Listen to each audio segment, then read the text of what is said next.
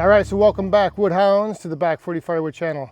If it wasn't obvious in the footage from last night of me moving this dirt around, and also in the footage from today now of me starting to lay these bricks out, if it wasn't obvious that I didn't know what the hell I was doing, well, let me tell you, I don't know what the hell I'm doing. Yeah, so obviously you saw, when it comes to trying to level dirt with the tractor, it's not the greatest, at least not for me anyway. I have a difficult time keeping the bucket flat and flattening out ground, but I think I did an all right job, at least all right for what I'm gonna need here.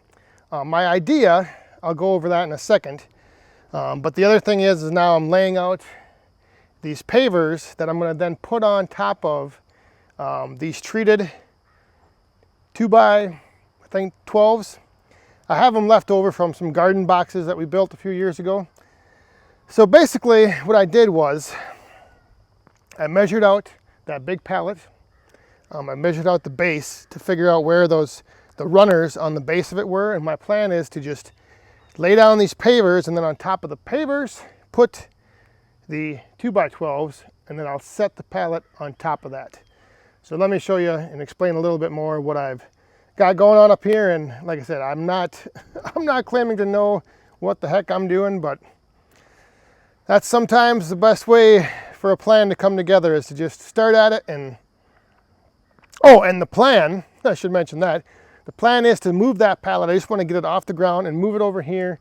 Whether this becomes a wood shed that I will then build on and add on to each end. So, you know, that'll be kind of like the center where I start the wood shed, and I might extend it that way, or I might extend it that way. Either way, that's going to be the place where I put it for now. And then over the winter, I want to use it to store the Wolf Ridge splitter inside of. So eventually, sometime before it snows, hopefully, I can get a like shed roof on the top of it, just like an angled roof, kind of like what I did with the tiki bar. Just something to keep the snow off it. Not too concerned about enclosing it, just so that then in the winter, if I want to come out here and split wood, I can just bring the wood over here to this nice big platform and split. I'll be out in the open. I won't be enclosed like in the Shelter Logic over there. But let me show you what I've got going on here. So if you remember from the last video, this big pallet has these 4x4 runners. And so what I've done is I've measured out the distance where each of these, the long runners are, like the second level, and then I also measured out the first level. That'll be, you know, like right now, the ground contact. So those right there will be what's sitting on top of the 2x12s that are then sitting on top of those pavers.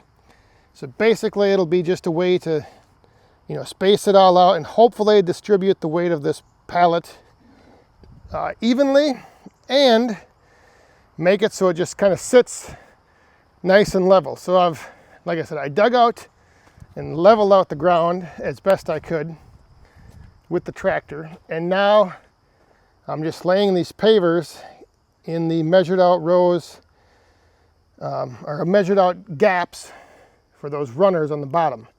Then I'll put those, I've got 2 8-footers, and then I got a bunch of 4-footers. I'll just lay those 2x12s on top of the pavers, and then I'll come in here, set the pallet down, and we'll see, you know, how close I can get to having it level.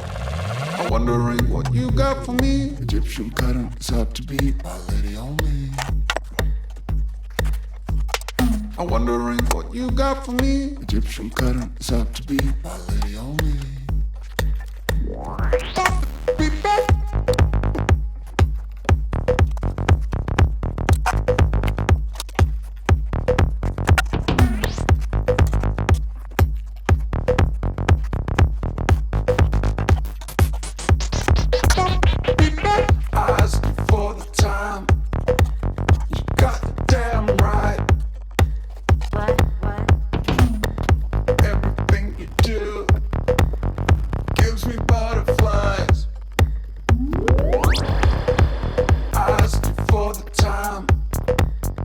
All right, so I have everything laid out pretty much, I think, the way I want, pretty much as good as I think I'm going to be able to get it. It's probably not up to code, but it's gonna have to do. As I got about halfway through this, I realized I probably should have started at that end and then dug down and leveled things off. I started from the high end and I had to fill dirt in, and filling dirt in is obviously going to compact down, where if I would have started on this end and then had to dig the dirt out, it would have been more solid, and plus I wanted to kind of have that end down anyway, but oh well, it's just the way it is. I'm going to get the forks put on the tractor, and I'm going to go over there, pick that big boy up, bring it over here and see how it sets on there, and see if we got to make any adjustments.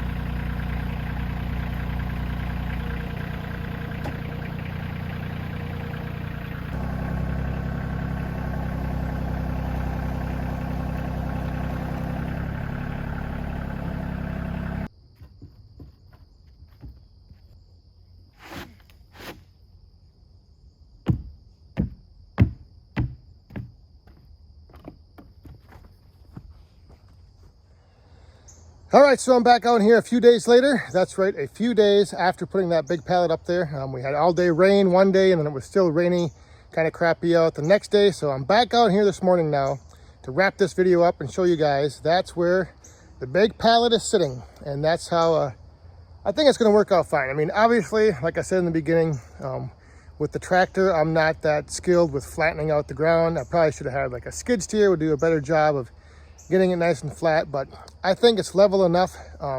Like I said, the plan I think is going to be for this winter to somehow just have the splitter up there, and even if it's just under a tarp, just have it up there. That'll be where I can split wood during the winter, keep the splitter out of the shelter so I can fit the tractor in there better.